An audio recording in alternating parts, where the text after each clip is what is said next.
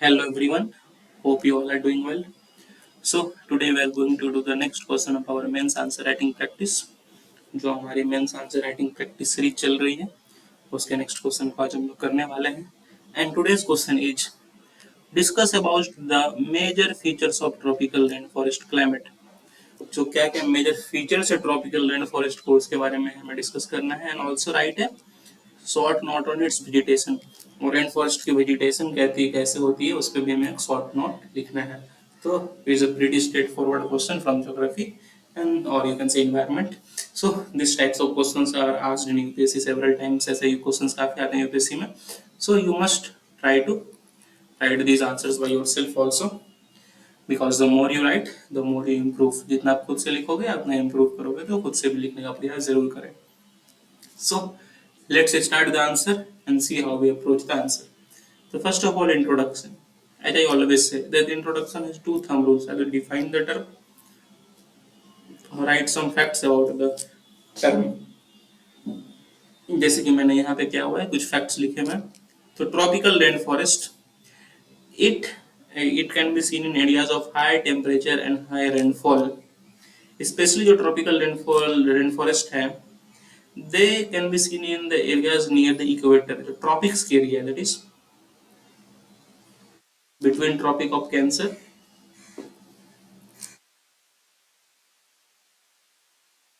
and Tropic of Capricorn।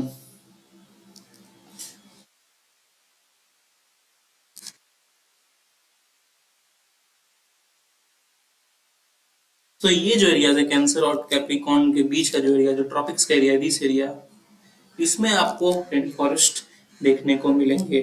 Tropic of cancer that is 23.27 degree north and tropic of capricorn that is 23.27 degree south.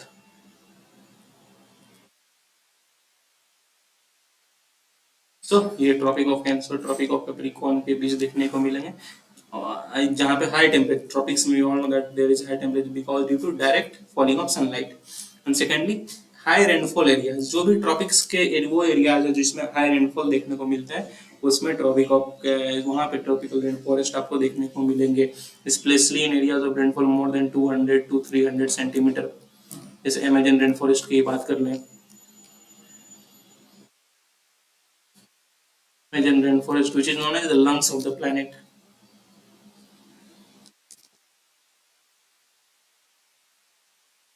यहाँ पर भी काफी ज्यादा rainfall है around 200 to 300 centimetre. अगर India में भी बात करें आप let me run this I hope you understand this things.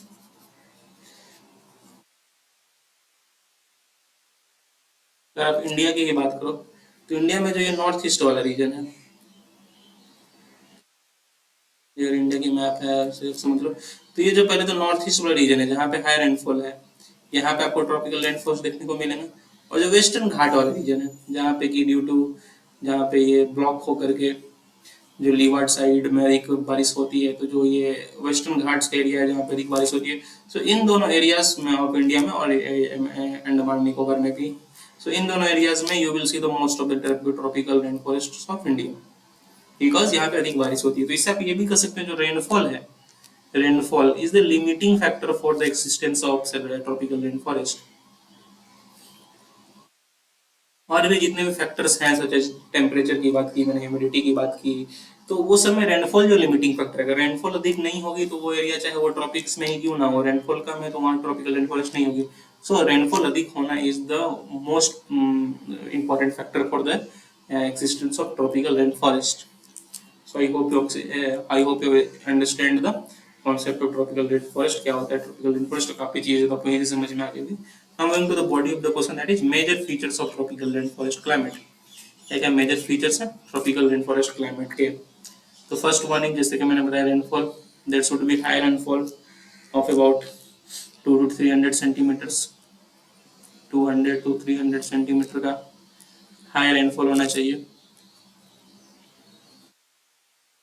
इसलिए जो रेनफॉल है ट्रॉपिकल रेन फॉरेस्ट वाले जो एरियाज उनमें one of the wettest areas of the planet बोला जाता है wettest areas of the planet. They have one of the most of the wettest area of the planet. Second, अगर humidity की बात करें तो humidity should be around 80 to 90%।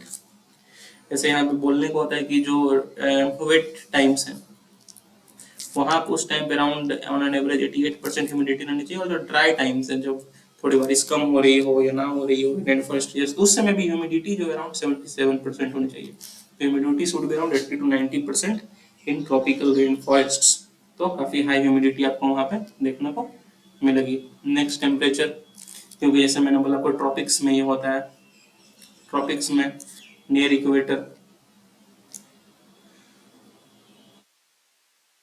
जहाँ पे कि सनरेज फॉल डायरेक्टली,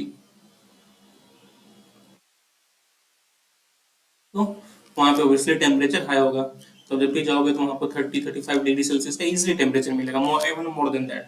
सो अराउंड 25-35 डिग्री सेल्सियस और higher than that high temperature आपको वहाँ पे देखने को मिलेंगे।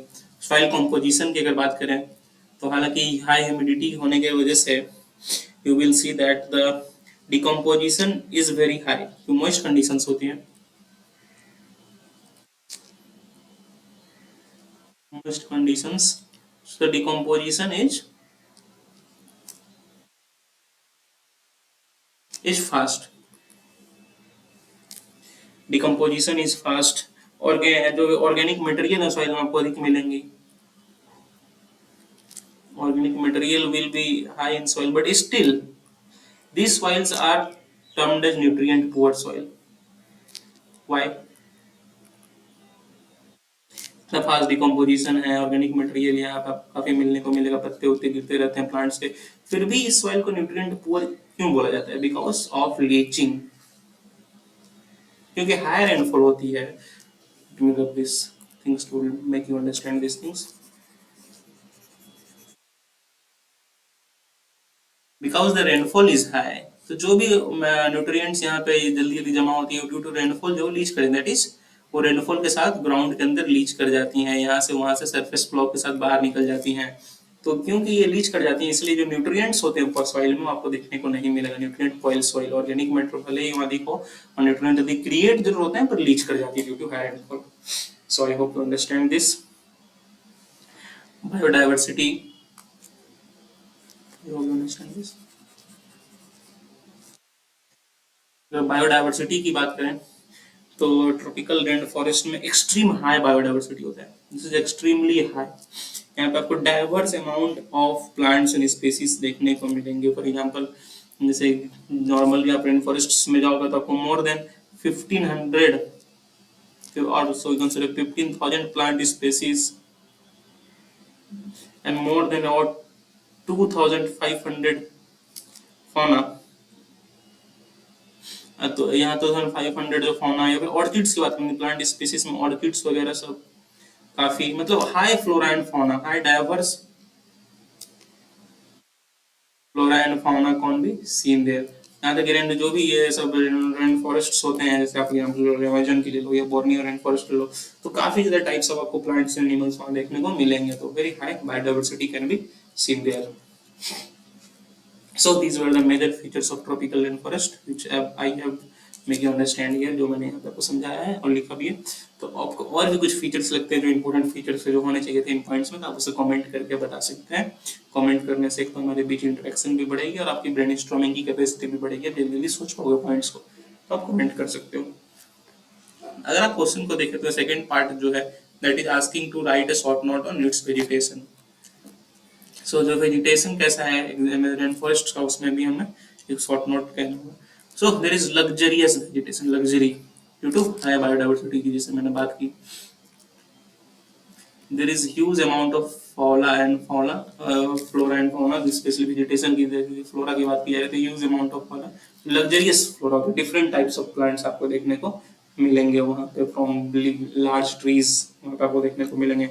सेकेंडली काफी डेंस होती है, the rain forest are so dense कि कभी कभी लोग को उसमें क्रॉस करने में काफी मतलब क्रॉस करने अंदर जाने में काफी मुश्किल हो जाता है डेंस एरियाज। और अमेजन की जो अमेजन रेन फॉरेस्ट की बात कर रहे हैं वो इतना डेंस है कि वहाँ पे जो डेंस एरिया जो है उन्हें सेलवास बोलते हैं। So these are very dense, even कि आप इस एक दो पेड़ के बाद देख नहीं पाओ तो अगर क्या इतनी डेंस होती है। These are called selvas these days में जो Amazon forest. All the year growing seasons और कहीं पे आप जो जैसे deciduous forest में जाओ तो पर्टिकुलर जो रेन का टाइम होता है उसमें growing season होता है, बाकी सीजन में थोड़ा डोरमेंसी वाला सीजन होता है, तो आपको पर्टिकुलर सीजन में आपको देखने को मिलेगा एक चीज.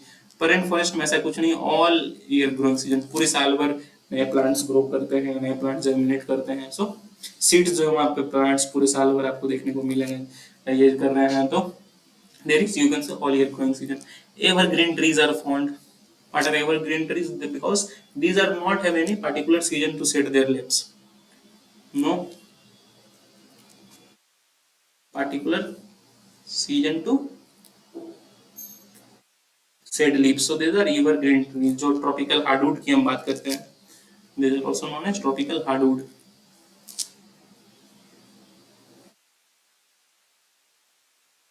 Tropical hardwood. और जैसे डिसिडियस ट्रीज हो गए उनका एक पर्टिकुलर सीजन होता है जिसमें वो सेट करते हैं अपने लीव्स को. पर एवरग्रीन ट्री में ऐसा कुछ नहीं है. आपको सब साउंड एवरग्रीन ट्री है महागनी, इबोनी. इस बार एक प्रीलिम्स में क्वेश्चन दिया गया था जिसमें जैक फ्रूट थी. तो jackfruit is also an evergreen tree जिसमें कि काफी लोग कंफ्यूज भी हुए थे. और भी जैसे बात कर लो डायोड्स. So these are the evergreen trees. Thick canopy होती है ट्रीज की. कैनोपी क्या होती है, जैसे आप ऊपर से देखोगे तो जैसे ये प्लांट है तो ऐसे करके ये ट्री है, तो ये जो रीजन है, ये जो रीजन है दिस इज कॉल्ड कैनोपी. तो आप ऊपर से देखोगे तो आपको नीचे कुछ जमीन दिखेगा नहीं. थिक कैनोपी पूरी तरह से भरी हुई कैनोपी रहती है, thick canopy of trees. So you will see ये आपको देखने को मिलेगा. यहाँ तक कि एयर ऊपर से एयर से तो यहाँ पे आपको काफी ज्यादा इतनी थिक कैनोपी की वजह से लाइट भी पास होती है ठीक से आपको नहीं दिखेगी. In tropical rain forest dark रहता है near the grounds. So it is one of the features of vegetation. Epiphytes वहाँ काफी ग्रो करते हैं क्योंकि देखिए वहाँ पे क्या होती है, there is competition for light. जैसे मैंने बात की थिक कैनोपी रहती है तो लाइट ठीक से पेनिट्रेट नहीं कर पाता. तो जो नीचे के प्लांट्स होते हैं, जो लोअर प्लांट्स होते हैं, आपको लेयर्स वहाँ प्लांट्स दिखेंगे. तो नीचे के प्लांट्स होते हैं फॉर वो अपवर्ड जाते हैं टू टेक लाइट्स. तो कभी आप उनको इस प्लांट का आपको एज ए क्लाइंबर सहारा लेते हुए दिखेंगे, इस प्लांट को ग्रो करते हुए दिखेंगे. So these are called those are called epiphytes. तो एपीफाइट्स पे देखने को मिल जाएंगे. रेन फॉरेस्ट में मैंग्रोव फॉरेस्ट तो कोस्टल एरियाज के नजदीक है. Near coastal areas in marine conditions में जो भी एवरग्रीन ट्रीज जहां सर्वाइव करते हैं, those are called mangrove forest. So these are some of the features of vegetation of short note जो हमने वेजिटेशन पे कुछ पॉइंट्स के थ्रू बता दिया आपको अबाउट ट्रॉपिकल फॉरेस्ट्स. तो I hope you understand this. Tropical evergreen forests होते हैं उनके शॉर्ट नोट्स के बारे में मैंने यहाँ पे बता दिया. जो ट्रॉपिकल रेन फॉरेस्ट्स होते हैं जिसका हम लोग ट्रॉपिकल एवरग्रीन फॉरेस्ट भी कहते हैं. So now moving to the conclusion. जैसे मैं हमेशा कहता हूँ अपने अगर अच्छी बॉडी लिखी तो try to conclude in a simple positive sentence. जैसे कि मैंने यहाँ पे क्या हुआ है, tropical rain forest is one of the world's most threatened biomes. We all know tropical rain forest में सबसे अधिक लंबरिंग होती है. The trees are cut. और यहाँ तक कि अमेजन जो फॉरेस्ट कभी इतना बड़ा हुआ करता था अभी तो शॉर्टन हो चुका है due to lumbering. So it is one of the most threatened biomes. इससे क्या होता है कि जो हैबिटेट होते हैं ऑफ ऑर्गेनिजम्स ऑफ फौना के जो हैबिटेट होते हैं वो भी लॉस हो जाते हैं, जिससे कि डिस्ट्रक्शन ऑफ फौना भी होता है. जो एनिमल्स होते हैं they also die due to the habitat loss. So it is one of the most threatened biomes despite being home to some of the most diverse and unique species of the planet. So the need of the hour is to protect them, to conserve them. So I hope you understand this. So that is all for today. Please do like, please do share, please do subscribe. काफ़ी मेहनत लगती है ऐसे videos को regular basis पे आप सबके लिए बनाने के लिए. और आप लाइक से सब्सक्राइब करते हैं तो काफ़ी मोटिवेशन मिलता है हमें कि हम और भी ऐसे वीडियोस आप सबके लिए बनाते हैं. So that is all for today. Have a nice day. Thank you.